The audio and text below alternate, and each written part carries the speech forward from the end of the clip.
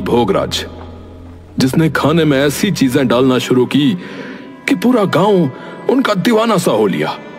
क्योंकि एक तो खाने में स्वाद बढ़िया और ऊपर से भोजन सबका स्वास्थ्य भी एकदम ठीक कर देता था। और बेटा, स्वास्थ्य, भोजन और स्वाद बड़ी मुश्किल से लोगों को एक साथ मिलता है बेटा, वरना तो तोरी घिया तो सभी बना रहे हैं अपने घर में। प्रभु अपनी उंगली शंकर के दादा की तरफ करता है, जिनकी बड़ी बड़ी मूंछें होती हैं। और यो है मेरे बाबूजी, यानी तेरे दादा चकोर चंदन भोगराज। जब सभी हमारे बड़े दादा के खाने को इतना मानने लगे ना, तो बाबूजी ने यह ढाबा खोला, भोगराज वैद्य ढाबा, जहां लोग खाना खाकर अपनी बीमारी का इलाज कराते थे बेटा। बाबूजी ने तो ऐसा कमाल कर दिया कि उनका दाल चूरमा खा के एक अपाहिज इंसान चल पड़ा भाई। नहीं यार पापा, ऐसे थोड़ी होता है, ऐसे कैसे हो सकता है? अरे मान नहीं रहा है? अरे तुझे पता है हमारे घर में कभी किसी औरत ने खाना नहीं बनाया, पता है तुझे? सिर्फ हमने बनाया है। तेरी माँ ने तो रसोई में झांक के भी नहीं देखा, बता रहा हूं। तभी अंदर से उसकी पत्नी निकल कर आती है। बर्तन धोने और रसोई साफ करने तुम्हारी स्वर्गीय माँ नहीं आती थी? और ये कहकर वापस अंदर चली जाती है। ये क्या अलार्म सा बज पड़ा क्या एकदम से? क्या हुआ ये?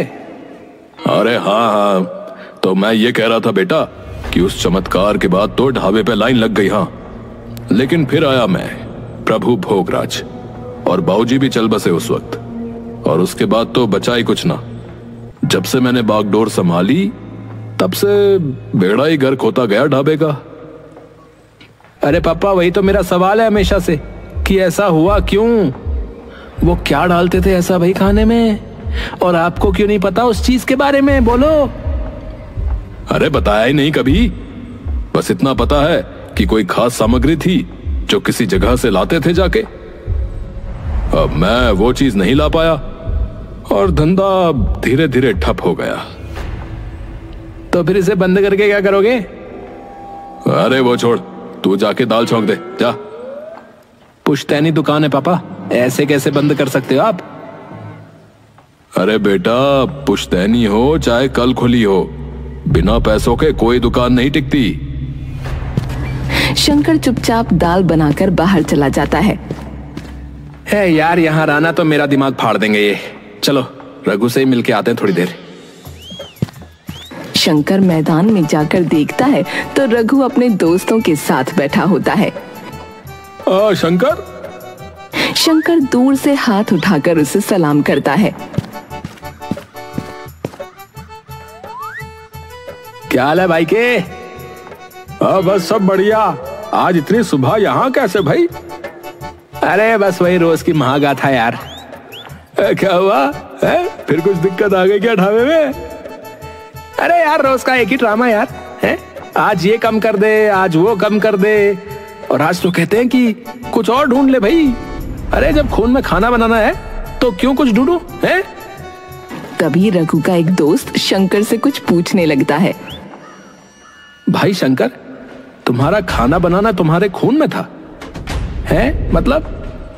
अरे पूरे गांव को पता है कि तुम्हारा ढाबा तभी तक चला जब तक तेरे दादा थे। तुझसे मतलब? और तुझसे बात की क्या? अरे सच ही बोल रहा हूं, मेरे पापा ने खूब कहानियां सुनाई हैं तेरे खानदान की। एक अच्छा भला चलता ढाबा तुमसे नहीं संभाला गया और अब मेरे पे चौड़ा होके दिखा रहा है। ढाबा चले ना चले, तेरी टांगे तोड़ के तुझे चलने के लायक नहीं छोड़ूंगा, बता रहा हूं। हाँ। एकदम से सात्विक शंकर की ओर गुस्से से देखता है और शंकर भी उठकर सात्विक का कॉलर पकड़ लेता है। तभी रघु और आमिर मिलकर दोनों को छुड़ाते हैं। अरे दिमाग खराब है तुम दोनों का है? फालतू की बात पे लड़ रहे हो? शंकर, तू घर जा, चल, मैं आता हूं थोड़ी देर में तेरे पास। शंकर वहां से गुस्से में निकल जाता है और जाकर चाय की टपरी पर बैठ जाता है। एक चाय कर देना भाई। जी भैया जी, अभी करता हूं। ठीक है। शंकर उधर बैठा इंतजार कर रहा होता है कि तभी वहां एक गरीब सी माँ अपने बीमार बच्चे को लेकर उसके पास आती है। उसका बच्चा उसकी गोद में इस तरह से पड़ा होता है जैसे कोई शव हो। उसका चेहरा एकदम पीला पड़ चुका था। अरे बेटा, कुछ खाने को दे दे, अल्लाह तुझे खूब रहमत बख्शेगा। मेरे बच्चे ने 2 दिन से कुछ नहीं खाया है, दे दे बेटा। शंकर उसके बच्चे को देखकर डर से कांप जाता है। अरे भाई, 1 गिलास पानी और कुछ मठरी नमकीन वगैरह देना। चाय वाला पानी और कुछ मट्ठी लेकर आता है और शंकर को दे देता है। अबे सबसे पहले तो पानी पिला से, मुंह पीला पड़ चुका है, मर जाएगा ये। गरीब माँ हंसने लगती है। क्या हुआ, हंस क्यों रही हो? मर जाएगा बेटा, इसका इंतकाल तो उसी दिन हो गया था जब ये गरीब के घर में पैदा हुआ। ऐसा क्यों कह रही हो? क्यों कह रही हूँ? जिस बच्चे को एक निवाला भी खाए 2 दिन हो गए हों, उसे और क्या कहूँ। एक निवाले के लिए 2 दिन भटकना पड़ा, तब जाकर मिला।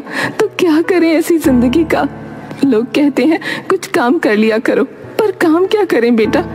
बचपन से तो इस सड़क की मिट्टी खाकर बड़े हुए हैं, काम की तो कोई तालीम नहीं मिली, ना ही मौका। अब बताओ, ऐसे एक नहीं कई माँ बेटे घूम रहे हैं मेरे जैसे यहाँ। इसकी तो अभी सांसें चल रही हैं, पर जल्द ही ये कूचों के खोखले अंधेरे में ही मर जाएगा, क्योंकि अस्पताल कौन भर्ती करेगा। सरकारी अस्पताल ले जाओ तो हमसे पहले 100 लोग लाइन में मिलेंगे। किसी का डॉक्टर फूफा, किसी की नर्स मौसी, किसी का बाप कंपाउंडर, और इन सब की पहचान में दबा कौन? गरीब। और सही भी है, गरीब को तो भगवान ने भी नहीं अपनाया, तो डॉक्टर क्या अपनाएगा। अब मान लो ये दुनिया में आ भी गया तो पालेगा कौन? हमें इसकी खांसी, जुकाम, इसका तपता बदन किसके पास ले जाएं? हम बस अपनी छाया ही दे सकते हैं ठंडक के लिए, क्योंकि ठंडा पानी, ठंडी दवा, ठंडी छांव, ये सब तो नसीब वालों को मिलती हैं। लोग कहते हैं बच्चों को पढ़ाओ, मैं कहती हूँ पहले जिंदा तो रख लें, पढ़ाई तो बाद में भी हो सकती है। ऐसे तपते हुए बदन से तो अच्छा है ठंडा शरीर बेटा, क्योंकि इस दुनिया में जीने का हक सिर्फ पैसा देता है। ये सब सुनकर शंकर एकदम से जम सा गया था। वो औरत अपने बच्चे को पानी पिलाकर और मठरी लेकर वापस चली जाती है। शंकर चुपचाप वहां से पैसे देकर निकल जाता है।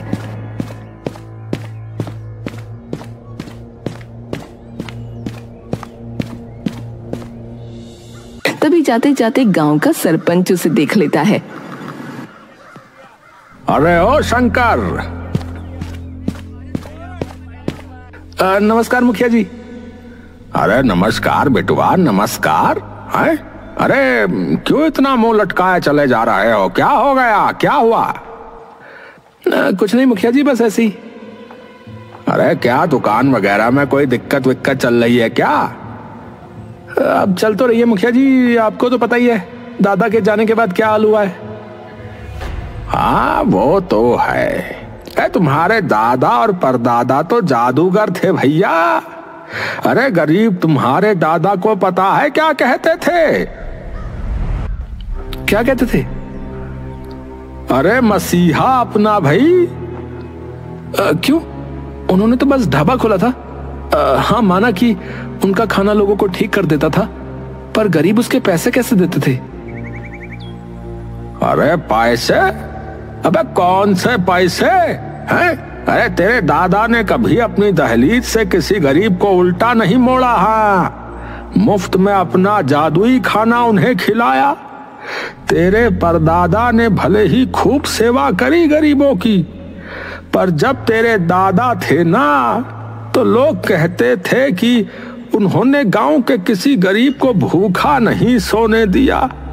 कभी किसी गरीब की तबीयत खराब हुई तो उसे अपना खाना खिलाकर ठीक कर दिया। शंकर अचंभित रह जाता है। ये